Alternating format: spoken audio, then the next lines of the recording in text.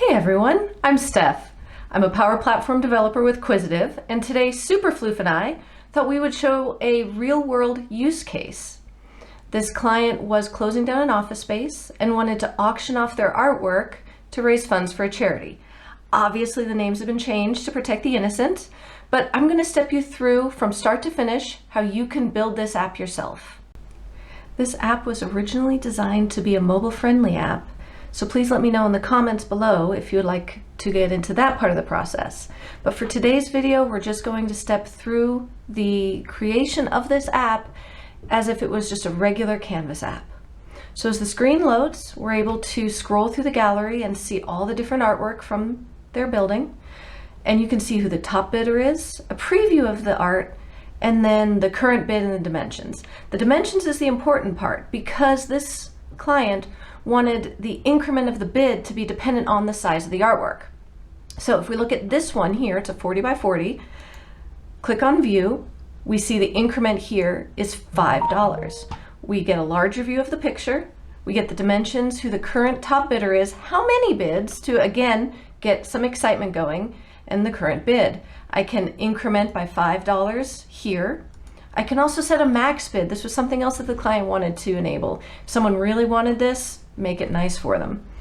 Now, if I hit bid, we could have leveraged PowerApps, Power Automate, to send those emails. However, we're just leveraging Office 365 for ease of use.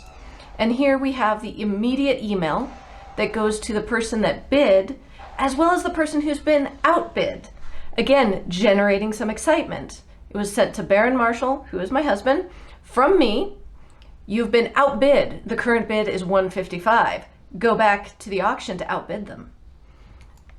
So if we come back to the main screen, we see that the total here has raised to $352, and I am now the top bidder.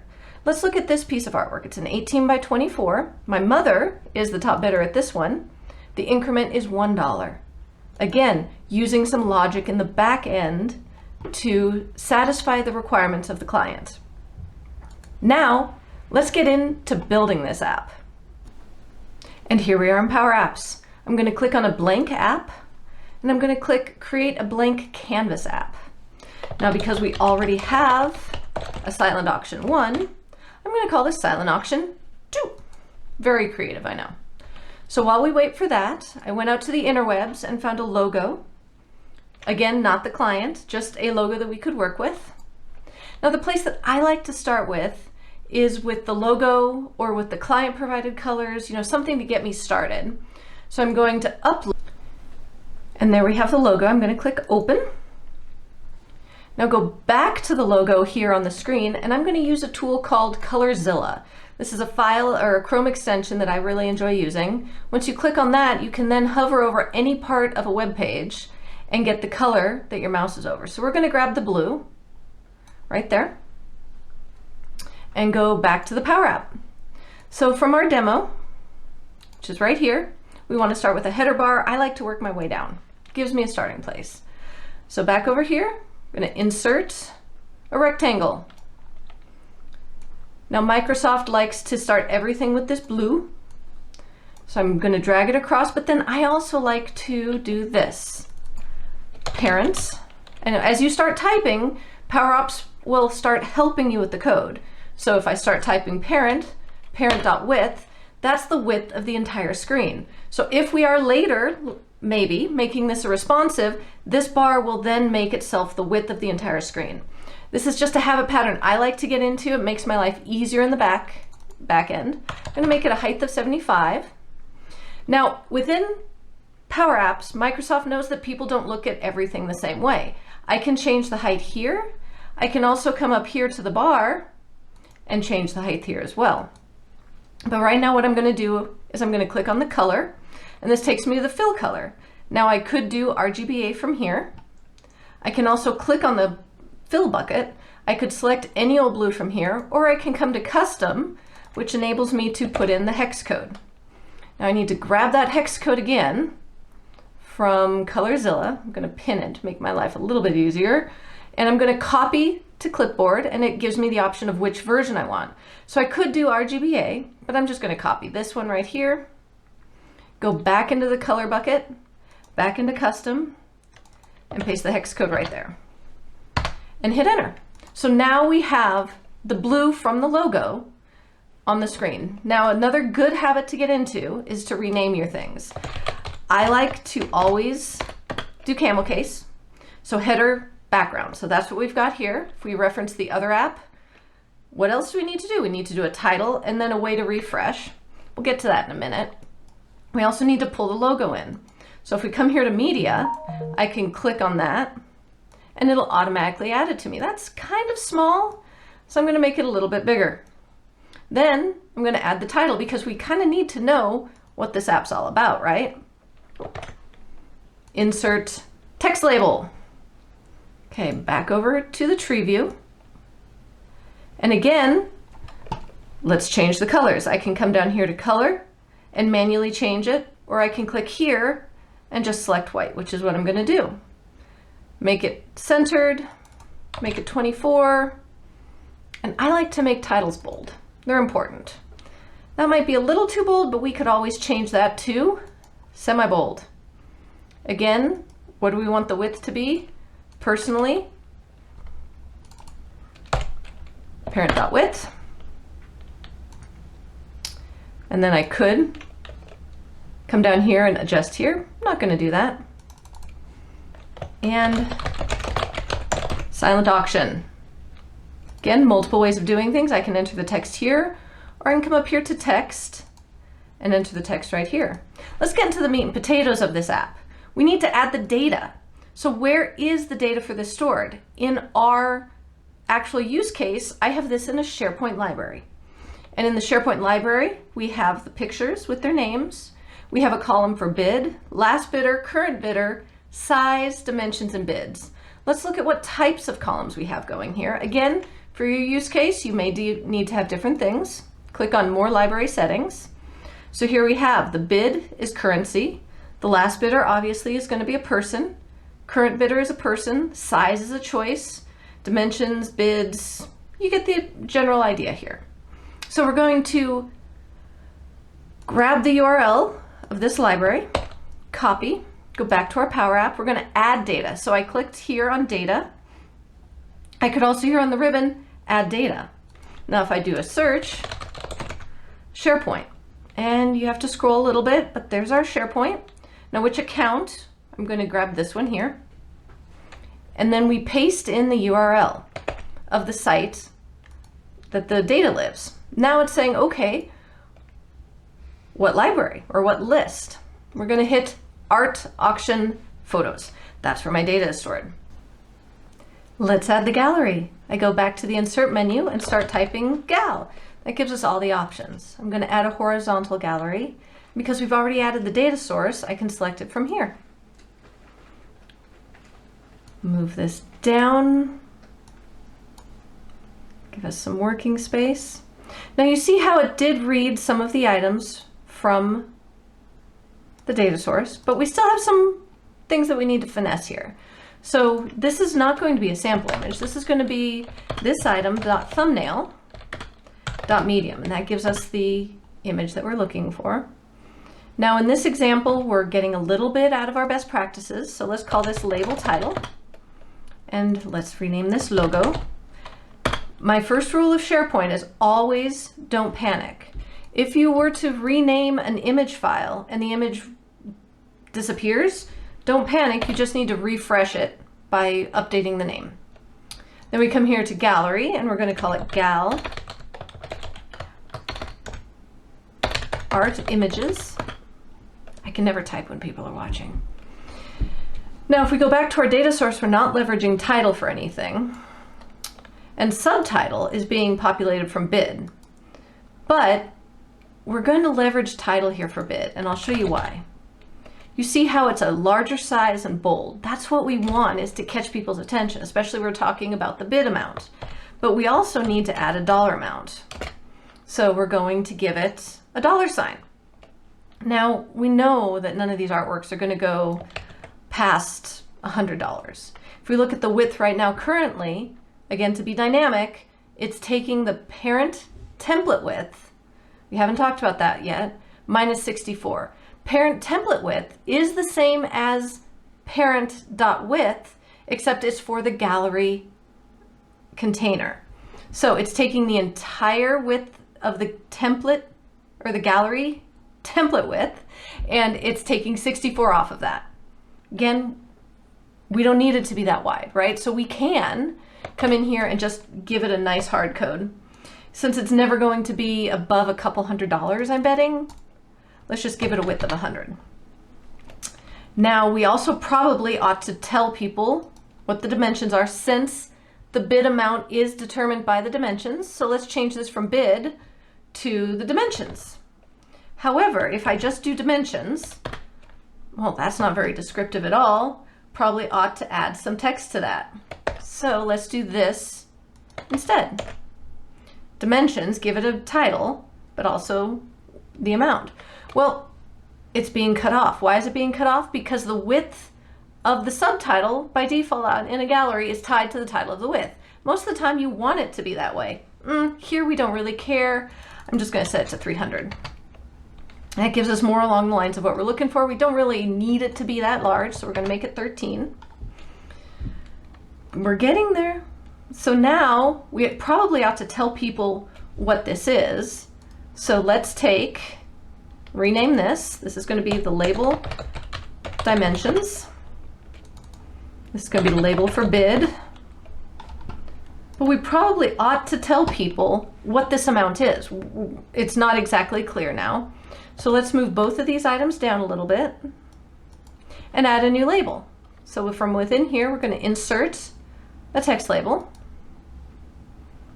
move it down just a smidge. And again, it defaulted to title, which we just don't even care what the title is. We just want it to be the current bid text. So I come in here and replace that. Good size, starting to look right. Now, if we go back to the original app, you see here how our top bidder is bold with a non-bold text in the same label. That's not possible in a regular label. However, it is possible in an HTML label. So if we look here at the top, if this item's bid is 0, if nobody has bid on it yet, we don't want to have the text top bidder. We're going to say no bids yet. However, and if we move down within the logic, it's showing us here, if there is a top bidder, or if there is a bid at all, we're going to say who the top bidder's name is by this item, current bidder, remember from the data source, that's a people picker, and display name.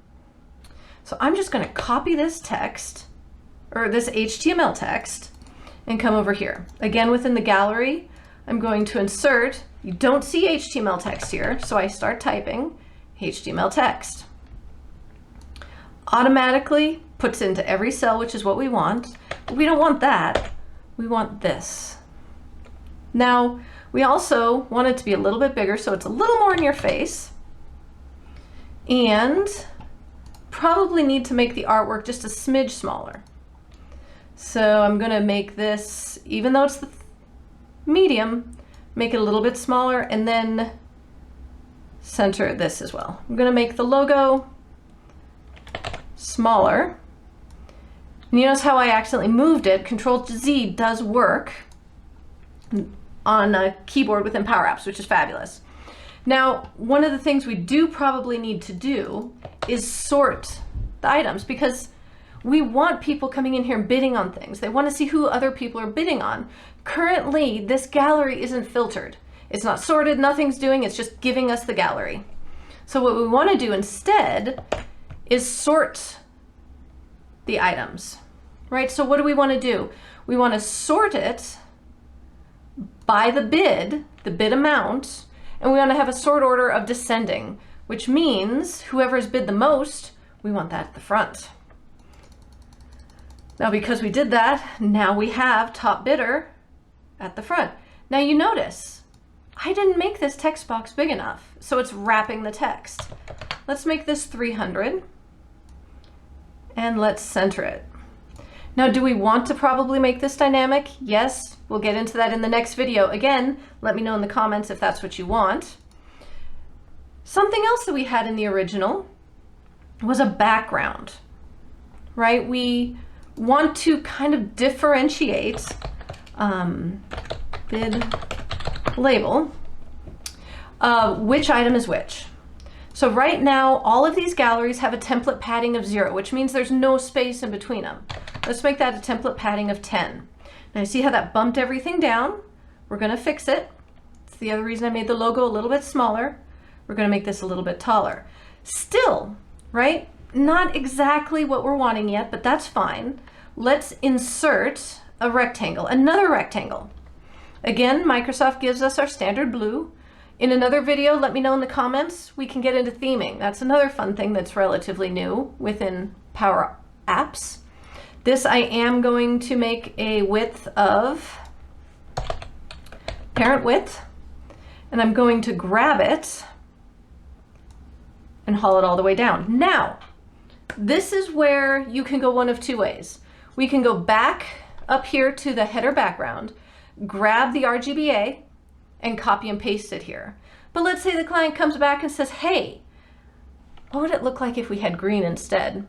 I've had that happen to me, and it takes hours, used to take hours to find all the old hex codes or all the old RGBA and find and replace them all. Now, PowerApps has a find and replace. Again, that's a topic for another video. However, I'm a lazy IT person.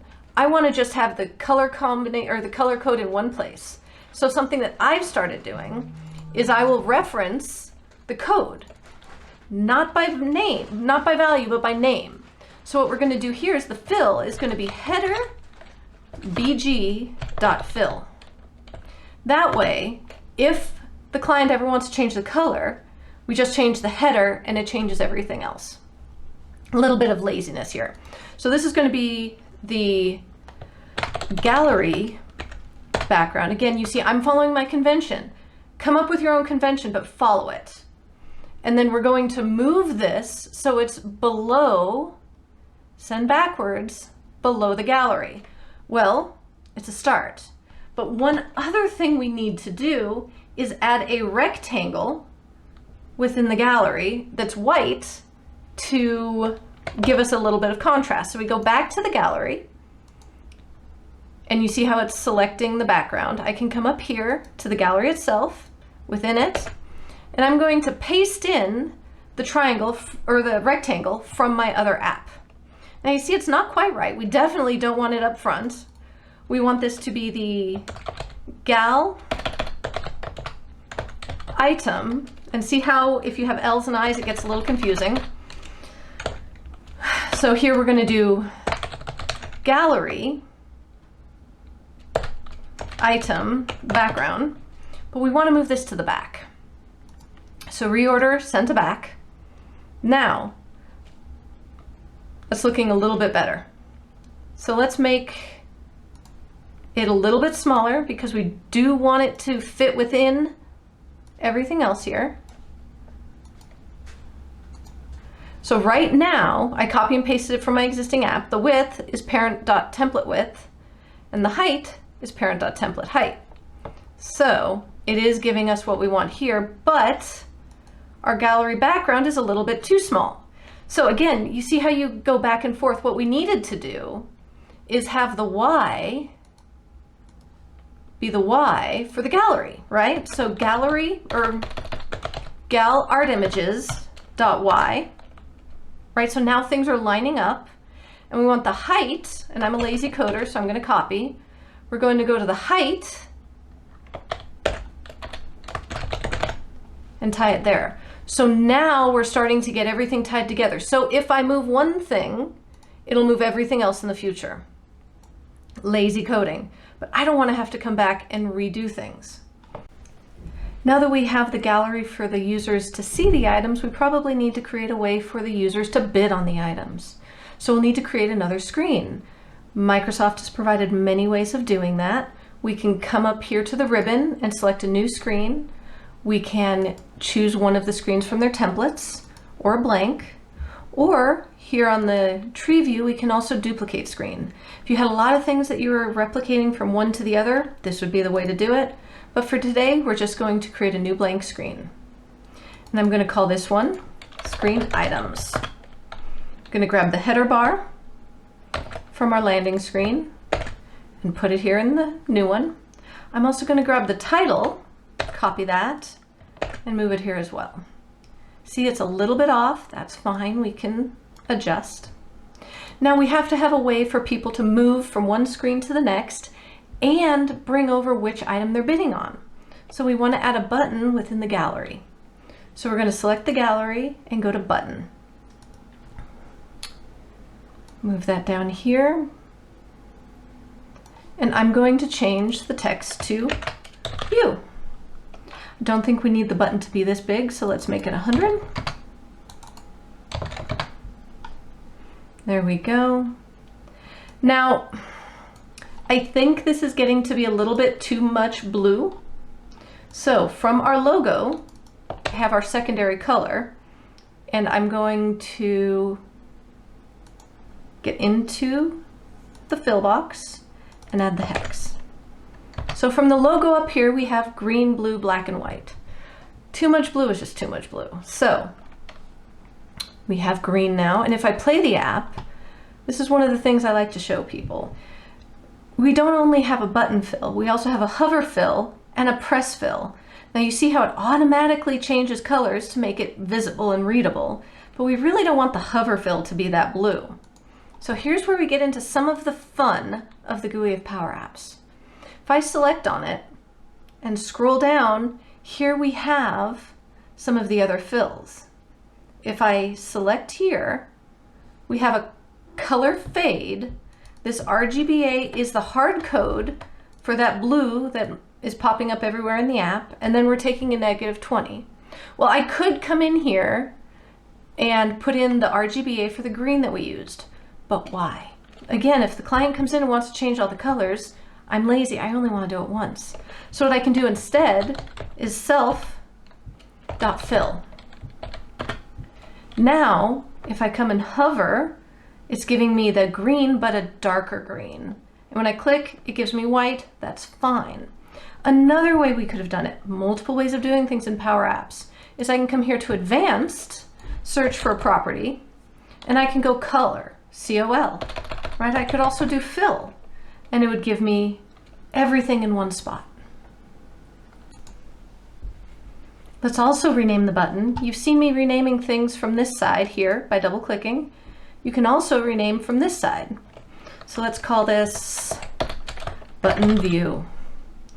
Now I want to do something when someone clicks the button, so I get rid of the search and I go into the onSelect property. This is what we have. Set var item. I'm declaring a variable that when this button is selected, will select everything within this item within the gallery and save it within that variable. And then we're navigating to a different screen and we're doing a transition. Now you see the red underline. It is not happy about something. What is that? On my app here, I have items, not item. So let's click the button and see what happens. Takes us to the main screen, or the item screen. Well, now we have a problem. We have a variable that's set, and we have no way to get back to the previous screen. So this is why I like to go through what a user is going through to try and figure out where they may break things, because end users will break things in the most creative fashions. So let's put a back arrow in here. Now what happens when we select back? Now because the arrow and the words are two things, I have the same activities going on both. We are setting the var item to blank. We're clearing out the variable. We don't want that in being stored anymore. We're setting another variable called var bid, we'll get into in a minute, to blank. We're refreshing the data source. Now on a large data set, you're not going to want to do this, but since we know this silent auction only has 30 items, we're good.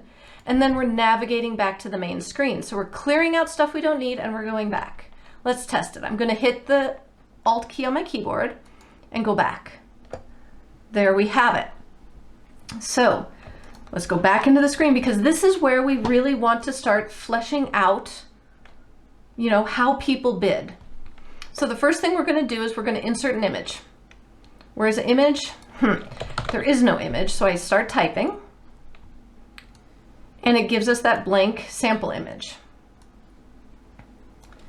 But we don't want that. We want it to be the thumbnail from before. So if I start typing this item, it's not giving me anything because I'm not within a gallery. However, if I start typing var item dot thumbnail, you see how it's the same, dot large. Took the image a minute to come in, so let's rename it.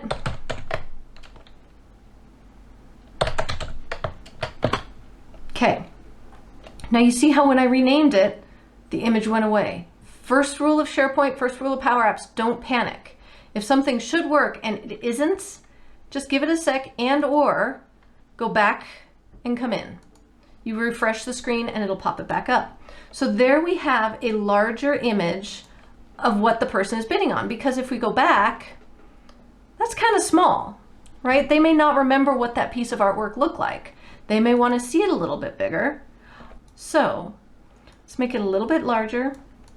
Again, in a follow-on video, we'll make this responsive. This will be one container. We'll have all the other stuff on the other side.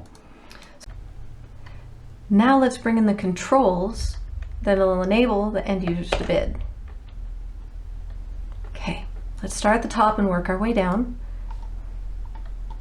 We have a label, and if we look at the text for this label, it's the word dimensions, and then the dimensions from the var item. And if we select the var item text, and we can come down here and expand it, and it shows us all the details about the var item that we selected from the previous screen.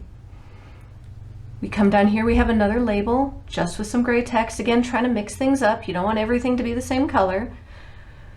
The text determined by if there's a top bidder or not, right? So if it's blank, if is blank, var item, current bidder, display name. So that means nobody has bid on this item yet. Then the text should be no current bids or current top bidder. Moving down, text here is var item, current bidder, display name. Close that. Here we have the text, because bids is a number from our data source. I have the text showing here for that. The increment, if we go to the text here, with the $sign, if var item size value is small. So if we go back to our data source, this is a choice column, small or large. If it's small, we want this to be 1. If it's large, have it be 5. Again, it's giving us all the helpers we need to write our logic. And here we have the var item bid, the current bid of it. Now these are two icons, icon down and icon up. Now if we select icon down, what happens? If we go into the on select, this is where we're doing something. So if the var bid is greater than 0, not equal to 0, we're going to set the var bid to the bid of whatever the value is, plus the increment text, or minus the increment text, because we're going down, we're not going up. If we were to look at the value of the other one on select, if it's greater than or equal to 0, so you see how we have the logic going here, we're going to add to the value. So this logic takes the increment, and it won't let us go negative. You see how it stops at 0, but if I click up, it's allowing me to increment by values of 1. That's how this logic works. Now if we go back and go into a larger item, let's say this one here, the increment is 5, and we're able to move up and down by increments of 5. Now we see that there is a red X here. What is it mad about? Well, I brought over the code from the existing one. We need to add something here. I could have leveraged Power Automate. I'm not sure why the client didn't want to use Power Automate. I've slept since then, but they didn't. So we have to add a different data source here.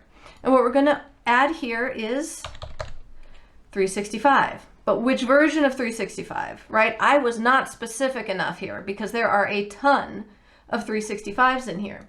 What we really want is Office 365.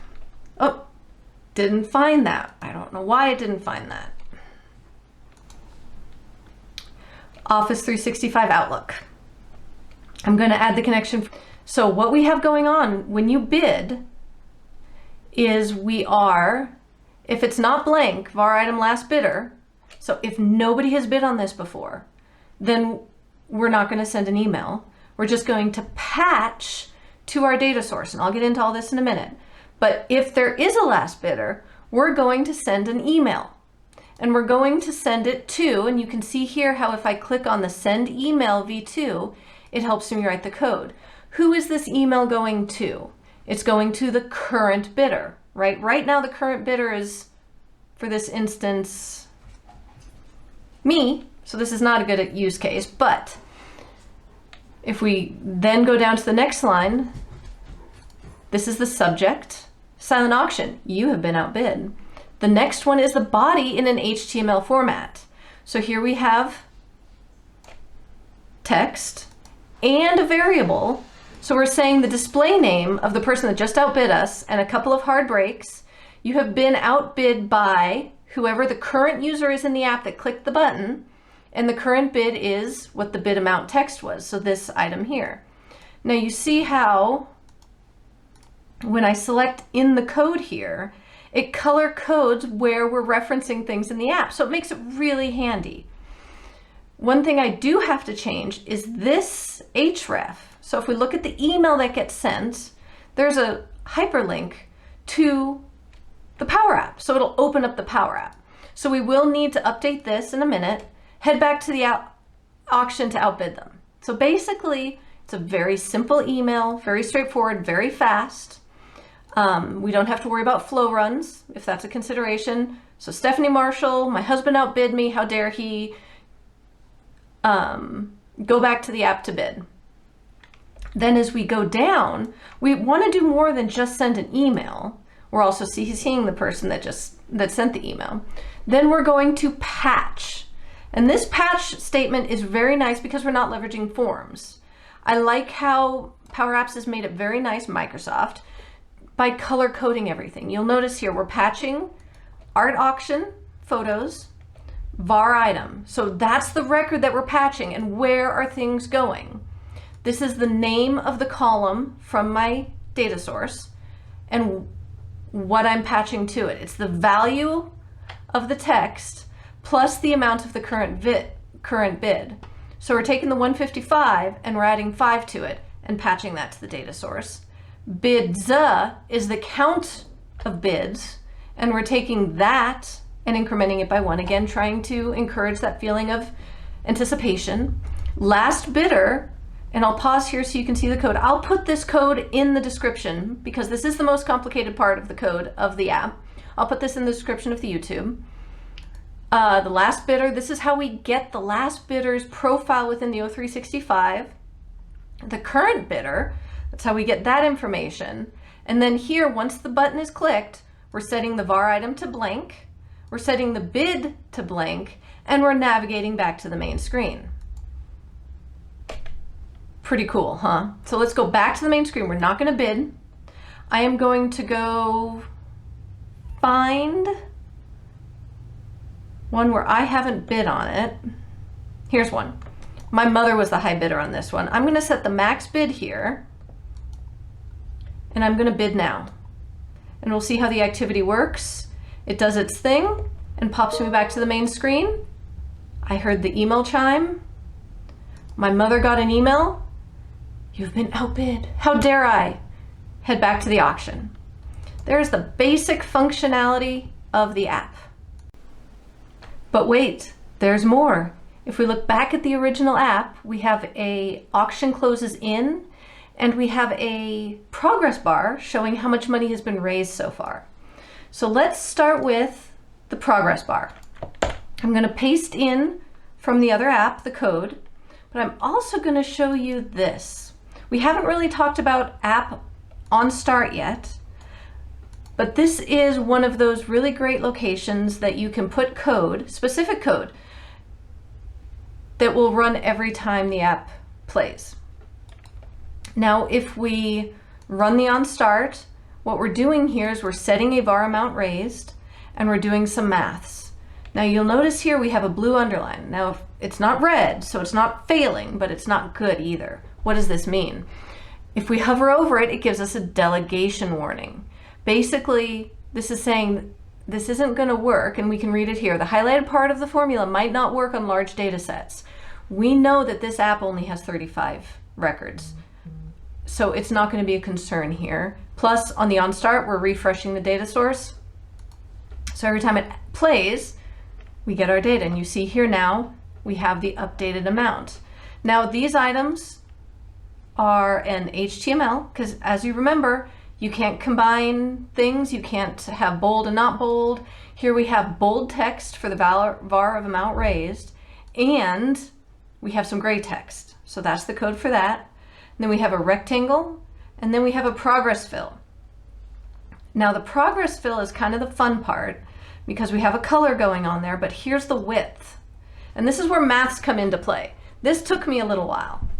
So we're taking the max amount raised. They only wanted to raise 900, and we're multiplying it times 300. And the 300 is the size of the progress bar. So that's how we get the progress bar that'll eventually fill up once they make $900. And they wanted it set that way. If they go over, they didn't care. They just wanted it to fill. The other thing, if we look back at the original app, we have an auction countdown timer. Let's pull that code over and look at that as well.